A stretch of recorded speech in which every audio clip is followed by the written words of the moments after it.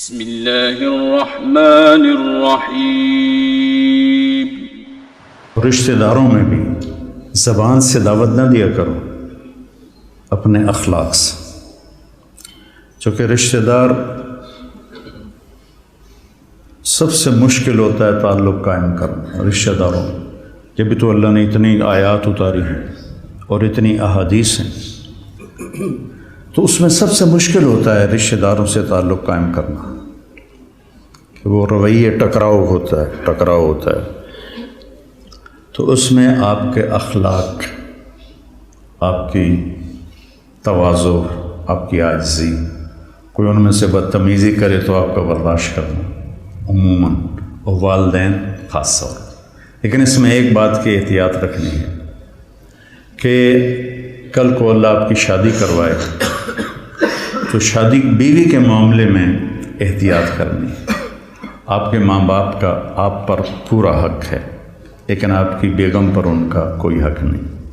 میں بچیوں سے بھی کہتا ہوں کہ تم اپنے ماں باپ کو چھوڑ کے آ گئی ہو، اب اپنے خامد کے ماں باپ کو اپنے ماں باپ بنا دو۔ اور خامد کے ماں باپ سے کہتا ہوں کہ تم نے اپنی بیٹیوں کی شادیاں کر کے روانہ کر دیا اور تمہاری حویلی خالی ہو گئی بیٹیوں سے، تو تم ایسا کرو کہ یہ جو بہو آئی ہے اس کو اپنی بیٹی بنا لو۔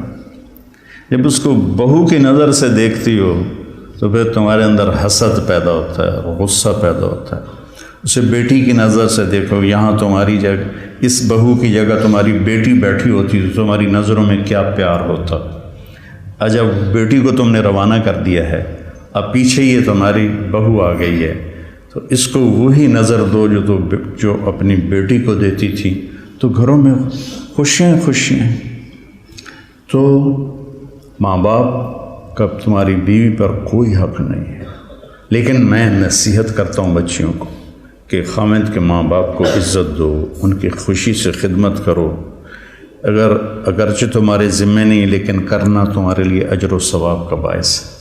اور بچی کے ماں باپ سے کہتا ہوں، دیکھو پوری ہدایہ جیسی کتاب میں بھی ساس کا کوئی حق نہیں لکھا ہو۔ خامد اور بیوی کے حقوق، اولاد کے حقوق، تو میری ذمہ اپنی ماں باپ کی خدمت ہے۔ میری بیوی خوشی سے تیار ہو جائے تو اس کا احسان ہے، اس کی نیکی ہے۔ زبردستی کر کے میں کروں ورنہ میں تجھے نکال دوں گا تو یہ ظلم ہے۔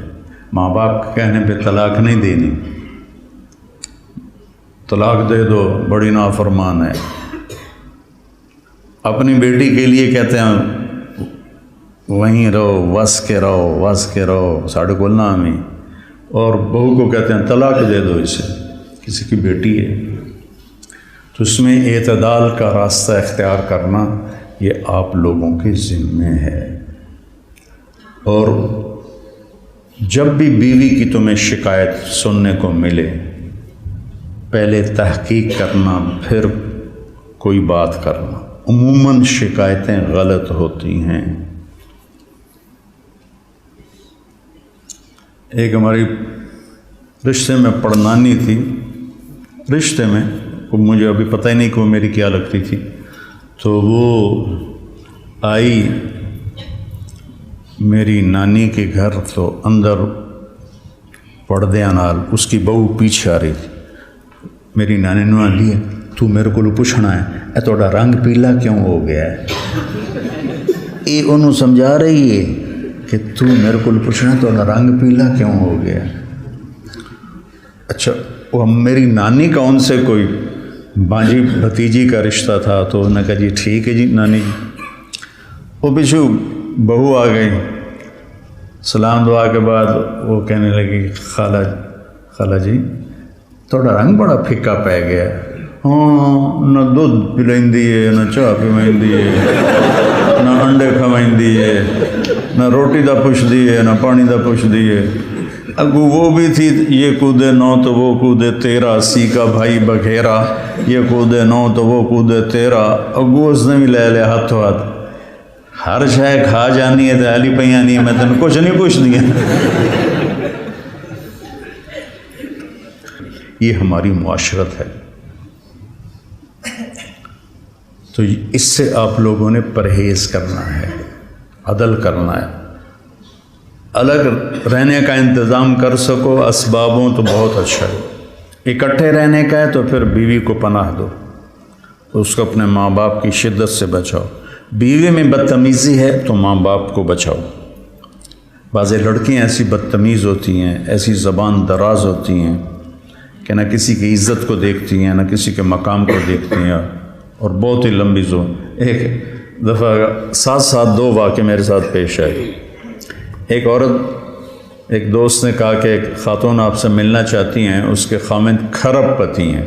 کھرب پتی کہ ملا دو. وہ آ گئیں، 50 سال پلس ان کی عمر تھی، تو بیٹھتے ہی رونے لگیں.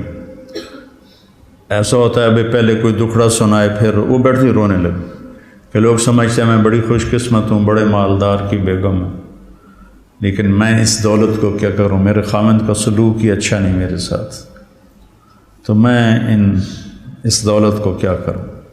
ٹھیک. اس سے کوئی چند ہفتے بعد میں کراچی جا رہا تھا، جہاز میں ایک نوجوان بڑا خوبصورت میرے پاس آ گیا.